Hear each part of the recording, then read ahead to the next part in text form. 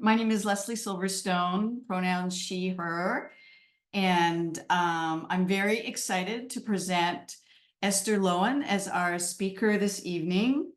Esther is an associate marriage and family therapist, an educator, and a public speaker.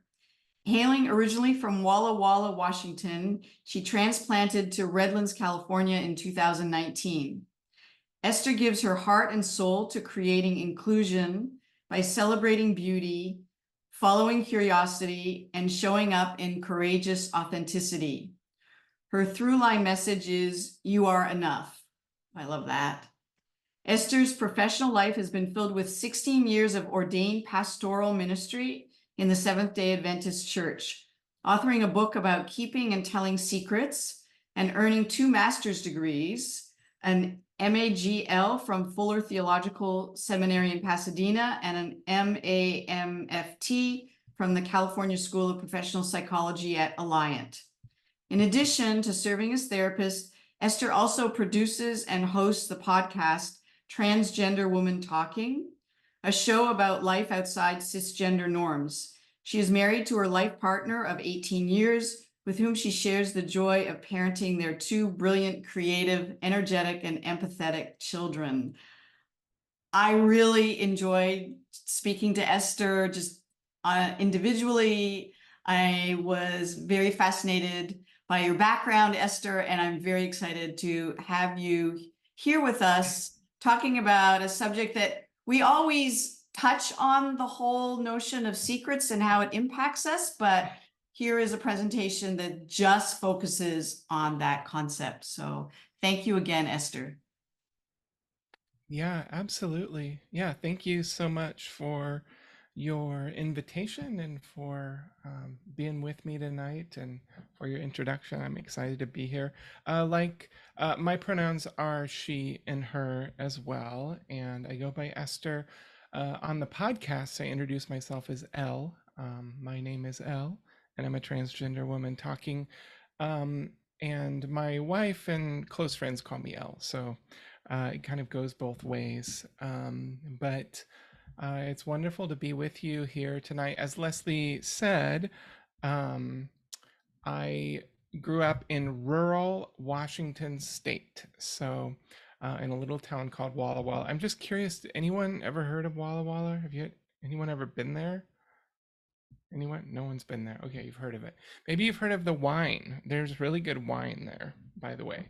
Um, and great food too, actually. So that's my hometown. And I was a part of the Seventh-Day Adventist Church, which is a very conservative Christian Protestant denomination. And it wasn't just like, I mention it because it wasn't just my church. Like every member of my family was an Adventist, and every member of my family went to Adventist private schools all the way through schooling, as did I. And so our whole life and family and friends and business and our whole life revolved in and around the church. It was deeply, deeply intertwined, and that was a huge part of my growing up life. My parents divorced, some other, important, I guess, events that kind of shape a little bit who I am. My parents divorced when I was just a baby. I was born in the Midwest and then grew up in Walla Walla.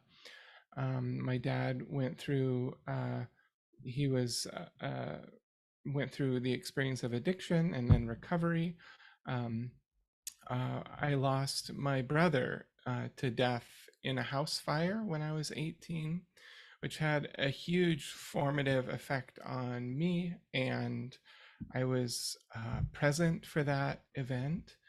And one of the things that I think that it did is that it really gilded my faith as a Christian. And I became quite rigid and quite fundamentalist actually after that event. I think that the black and white way of looking at the world really gave me a lot of comfort, which I think that it tends to do. And there's obviously a lot of downsides to that, but at the time, what I really needed was that sense of safety and security. and a really rigid, narrow belief system helped me with that. And that's part of why I went into pastoral ministry.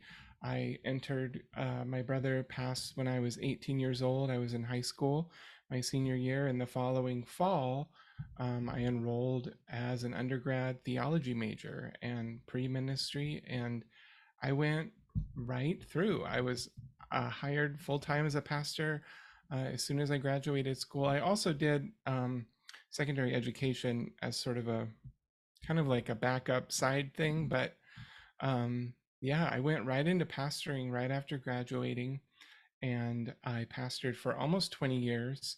I was ordained. I pastored in several different congregations, including my home congregation, which was the Walla Walla University Church in Walla Walla, a great big Adventist church on the campus of an Adventist university. um, like Leslie said, I'm married to my wife, Paige. We've been married for it's almost 19 years. So there's a picture of our little crew and my two sons. And of course, coming out as transgender was a huge formative event for me in my life. I came out about 3 years ago, and my career as a pastor went kaput, which was incredibly disappointing, but also not unexpected. I'm sure you understand. Like, it was um, predictable and gutting, and uh, the pain of losing that vocation um, approached the pain of losing my brother. It was an incredible grief for me. It wasn't something that I wanted, um, and I did my best to try to not have to give it up, but it was what the church asked, and so psychotherapy was sort of it's like my second career. It was the next thing that I decided to do after some soul searching, and what I've discovered is that um, I have so much more joy in the life that I'm living now, and I have a great deal of relief not pastoring at this time. And I would have never predicted that at the time that I, came out. That is just astonishing to me. But the truth is that I think that psychotherapy is the next right thing for me, but it also really, really suits me and my personality. And of course, some of my pastoral skills I still get to use as a therapist, as you might expect. So, yeah, so I'm currently working as a therapist. I work in a community clinic in Palm Springs, and then I work in private practice with Creative Insights Counseling in Redlands. And then I host a weekly podcast called Transgender Woman Talking. Very creative title, I know. And it's really just a personal journal. It's me reflecting on what it's like for me to be trans. And I have, several hundred people listen every week. We're not up yet to the thousands, but hopefully we'll get there eventually. It's been going for a little over a year. And what I've learned is that my listeners are kind of all over the spectrum. There's lots of trans people, and then there's lots of parents and people who love trans people, and other folks too. Like there's a professor, a human sexuality professor that listens to my show, and a bunch of other people like that. So, but I really just talk about my life on it, and so that's kind of what I'm doing to keep myself busy, and kind of some of the big points along the way to get here. So because I lived a lot of my life as a closeted transgender person in the Adventist Church, um, I have had a lot of experience keeping secrets, as you might, predict or expect. And That's true. Secrets about my gender identity, obviously being LGBTQ, but over lots of other things too. And I think that one of the things that I sort of learned or came to believe is that and this is just from my own personal experience. You may not have, you may not resonate with this belief, but what I came to believe over the course of my life was that if I tell my secrets, if I ask for what I want, if I tell the truth about, who I am and what's going on for me, the people who I love the most will leave me. And I inherited that. This is not a therapy session, so we're not going to go there, but I inherited that belief very early on. I inherited that belief as a baby, actually. But it was reinforced over the years, and then especially in church culture, it was something that was reinforced. And um, my goodness, if it didn't play out when I came out as trans. But that's what I believed. If I tell the truth about who I am, the people that I love the most will leave me. And so um, I kept a lot of secrets. And what I've learned through my life is that secret keeping is incredibly consequential, both for good and for bad. And there was a time in my life where I probably would have argued and said, no, secrets, it's only bad. It only does terrible, bad things, right? And I've come to believe that that isn't the case, that it's a lot more balanced and nuanced than that. So here's kind of my first, really shocking statement for you tonight. Everyone has secrets. Duh, right? But really, like, just to normalize it a bit, we all have secrets. I have secrets. You have secrets. Your friends and your family have secrets. Your teachers and coaches and doctors and pastors and mentors, everyone in your life has secrets, and we all keep them from each other.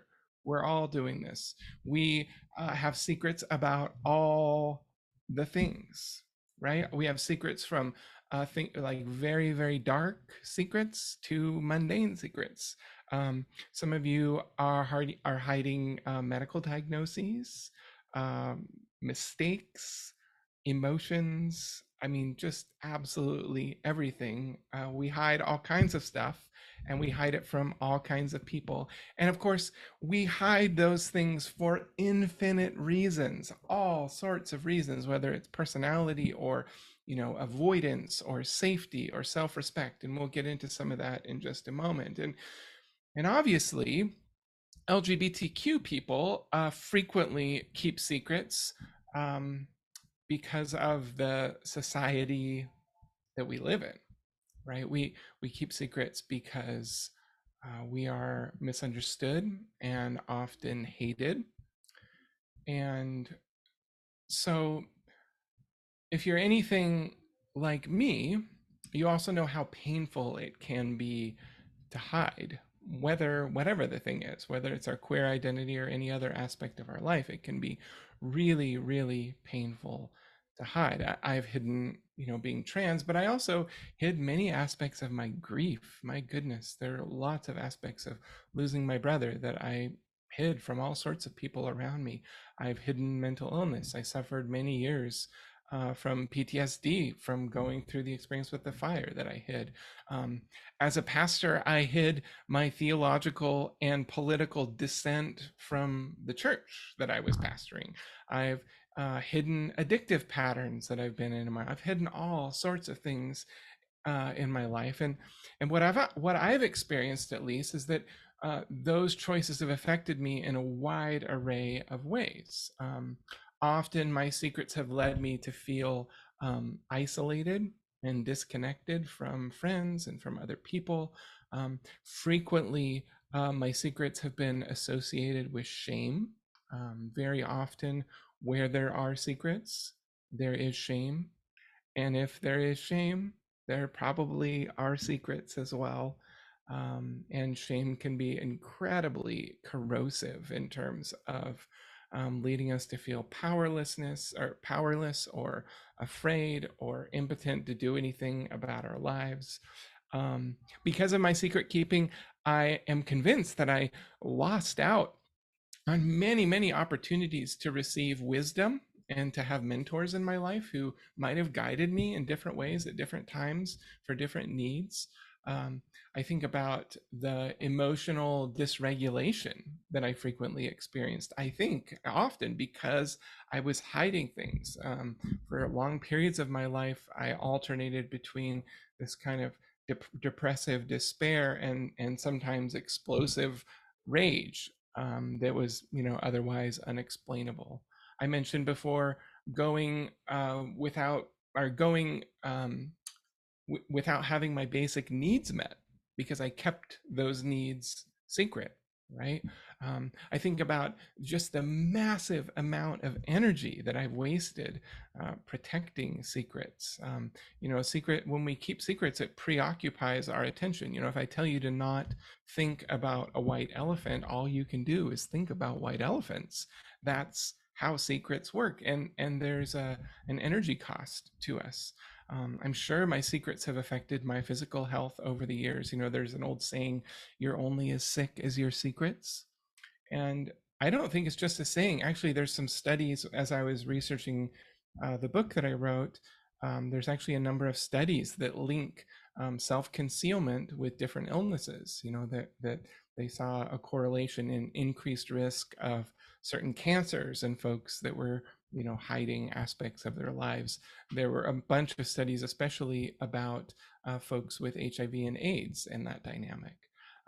So these are just some of the impacts from my own story, the way that secrets have affected me.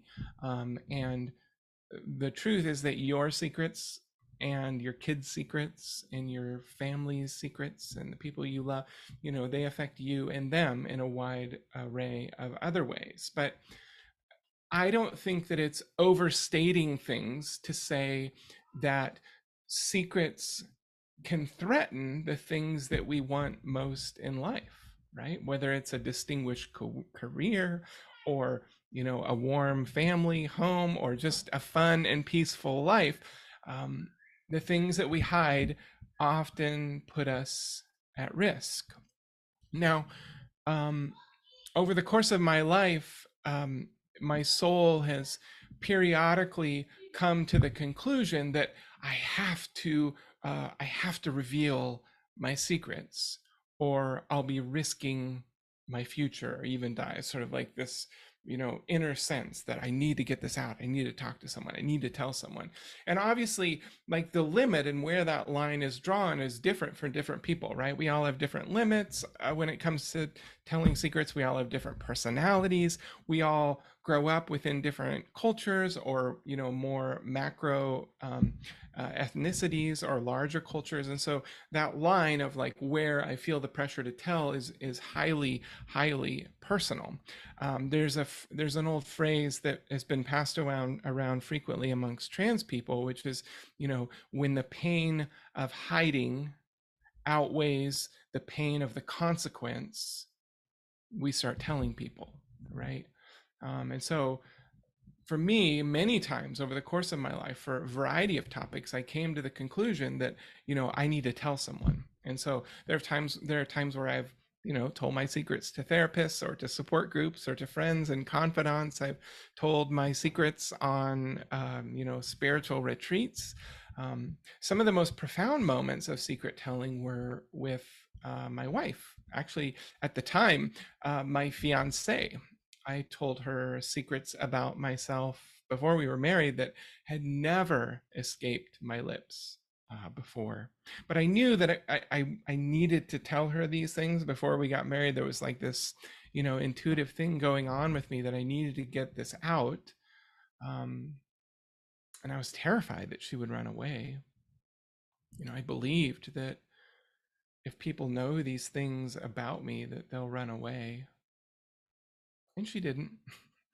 She stuck with me with curiosity and unconditional love.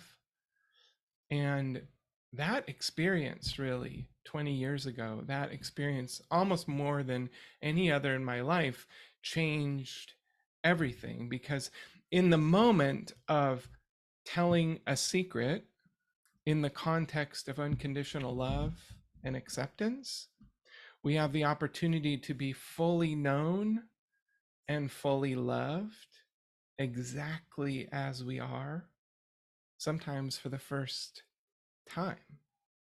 Like as a pastor, I talked a lot about, God loves you, et cetera, et cetera. And there's a way of talking about like, well, I'm a worthy person, where we talk about it like up in our head, right? Where I can logically tell myself I'm good enough and I deserve kindness or whatever. It's another thing to experience it. And there's this idea of that I read from this Presbyterian theologian named Frederick Buechner, and he talks about how, you know to be known, to be fully known and full and rejected, is like, it's like our worst nightmare, right?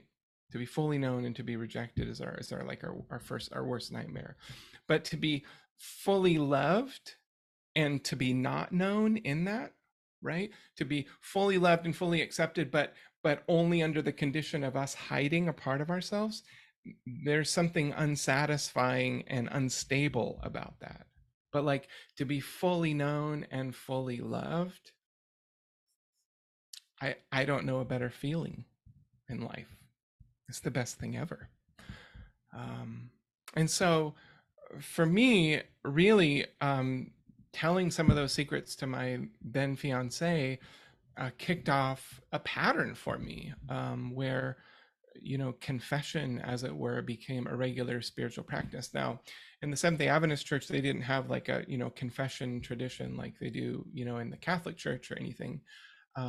But what I learned was that uh, telling secrets, repeatedly pulling back the cover on my inner life, being authentic, being vulnerable with people around me, frequently, the better I felt.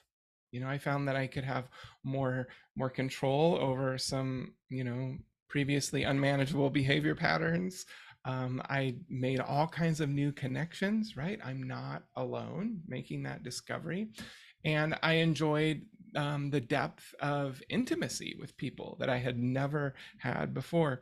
There's this guy who had a project called Post Secret, Frank Warren. You can look it up, postsecret.com.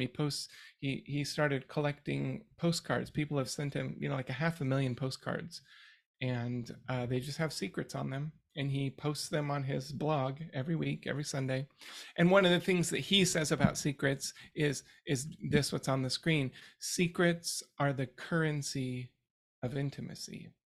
And I think it's powerfully, powerfully true. So, for me, all kinds of wonderful, beautiful things came from telling the truth, right? And so as I think about keeping and telling secrets, in my mind, the connection between self-exposure and healing is really undeniable, right? Like, it just is obvious to me at this point in my life. And it doesn't just come from the Christian tradition, which of course it's there, but I mean, gosh, like Brene Brown has created a whole empire based upon being vulnerable, right? Like, she is touching truth. We see this in AA and NA and the 12 steps, right? Like, the whole idea is you sit down and say, hello, I'm Esther and I'm an alcoholic. Like, that's what you do. Like, because there's this power in telling our secrets about what's going on in our life. Now, because of that belief, because I found confession to be so transformative, there have been times in my life where I assumed that like the best, path forward, or the best, like, I don't know, like the best possible course of action would be to like keep no secrets, right? To tell everyone everything all the time, right? To just be an open book. And you probably, can guess like how that turned out. There were like moments where, it I've had a lot of awkward moments over the years where it's like, okay, overshare, my dear, overshare. So, like, obviously, what I've learned from experience is that there are limits to that, right? Obviously, we know just intuitively as people that there's such a thing as TMI, right? We know that there's such a thing as a difference between secret and private. We teach this to our toddlers, right? When they're out in the front yard peeing, we let them know, right, about privacy, right? It's not that it's a shameful secret that some people have to pee, or that everyone has to pee, but it's something to keep private for our own self protection, right? There's real risks that come from having what should have stayed secret or what should have stayed private being exposed. We know that exposure can be horribly traumatizing. It can stick with people for many, many years. You're certainly are familiar with the Me Too movement. We watched it developed over the last 10 years now or so, and there are some of us who are here in the room or in the Zoom call tonight who are part of the Me Too movement. And one of the abiding through lines of the conversation of Me Too is that often, or too often, or sometimes daily, what should have stayed secret was wrenched into view, or was grabbed, or was touched, or was used by people who had no right.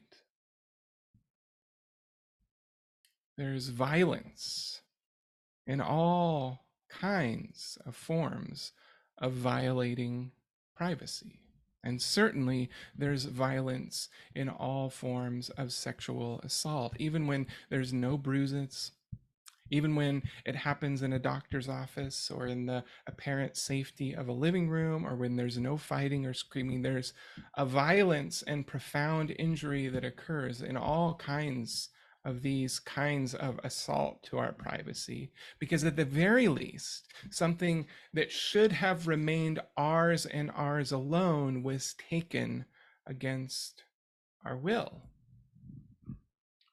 Sometimes healing and recovery can involve going back, often in therapy, and revisiting those egregious wrongdoings and telling a new story about what happened and reasserting our autonomy over that a moment, and affirming for maybe even the first time that this was not my fault and that I deserve to be protected in that moment.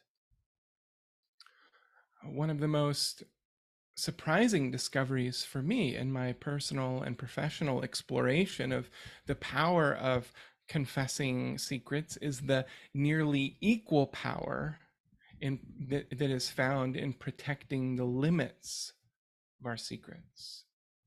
Just as we can get great healing and connection and help by being vulnerable, there is a massive amount to gain by protecting it. We can find catharsis and transcendence in telling our truth, but we can also find it, I think, in resisting forced exposure, right? It's part of why the mandatory outing policies that some of the conservative school boards across the country and even in Orange County have established are so incredibly hurtful because of the violation to people's privacy that it creates. What I've learned in my life is that just as it can be life-giving to tell my secrets, it can be incredibly life-giving and confidence-building to say no, even if it happens after the fact, even if it happens in therapy years later. Social media has taught us that there is incredible monetary and personal, or monetary and business value of our personal information, and hopefully what we've learned as well is that our private lives carry incredible personal value. even spiritual value, if you believe that way. And I think that we are right to protect it. So your secrets are not good. Your secrets are not bad. It's all in how we use one. So then the question becomes, like, how do we steward our secrets well, right? How do we spill the tea in a way that's going to help us and help the people around us the most?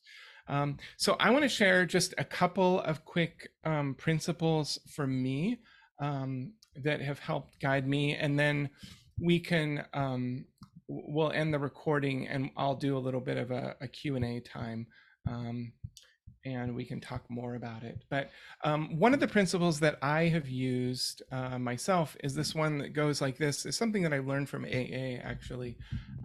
The right thing at the wrong time is the wrong thing. We inevitably will be faced with a question, should I tell this secret? And for those of you who are in the room, and we'll talk about this in just a moment, actually, but whether it's my secret or someone else's secret, we, inevitably in life, we're going to face that question, should I tell? And so one of the matrix that I use is asking the question, will telling this secret harm me? Or how, is it likely to harm me? Is it going to hurt me in some way? Like, is this exposure going to be traumatic, or is it going to bring, unnecessary consequences to my life, etc.? Or is telling the secret going to hurt someone else?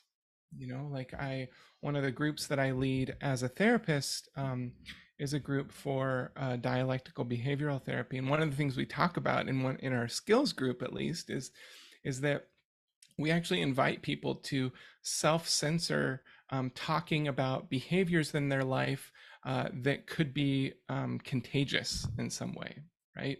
So lots of people come to DBT to work on, addictive patterns or self-harm patterns, etc.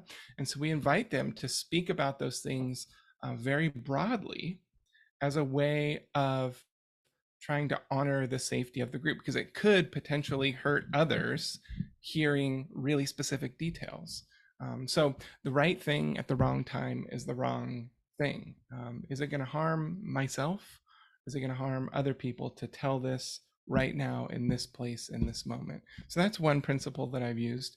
Another one is that secrets, and I've kind of mentioned this already in talking about school boards, but secrets are an extension of our personal agency, our personal autonomy. And so, when I have clients who come to me and ask me, like, who should I come out to? When should I come out to? Who should I tell? Who should I not tell? How should I do it? Whatever. And what I tell people is, you come out at the time that feels right to you, with the method that feels best to you, within the limits that feel appropriate to you. It's completely up to you. This secret, this personal information is yours to tell or to not tell, and to tell to whom and in what order and what time. And I don't think that anyone has the right or the room to criticize that.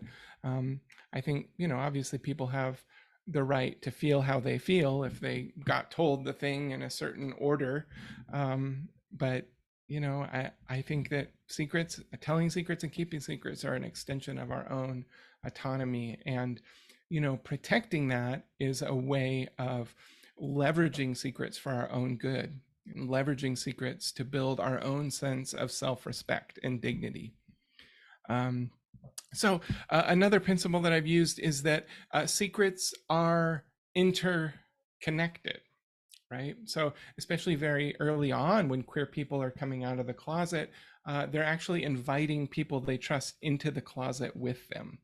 And I don't know why I keep getting this bubble, but apparently it's really happy with me. But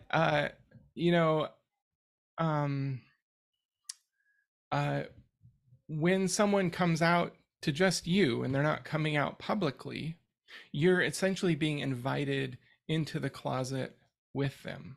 right? So you're being asked to keep their secret along with them. And there may be some folks in the room tonight who've had that experience. In fact, I'm guessing that you probably have, where in fact, there may be some in the room tonight who you are in the closet with someone right now. Like they've told you about what's going on in their life and have asked you to join them in protecting it for right now. Um, and part of the reason that it's like that is because secrets are interconnected, right? It's a communal activity. And in fact, I think this is a little bit philosophical, but uh, I think what defines private versus secret is actually defined by the community around us. If a community expects to know certain information and you keep it from them, then that information therefore becomes a secret, and you have to expend energy protecting it. But if that community has no expectation of knowing that information and you don't tell them, it's just private. You're not, it's just. And so the very nature of secrets are interconnected, and they exist within the context of community, obviously.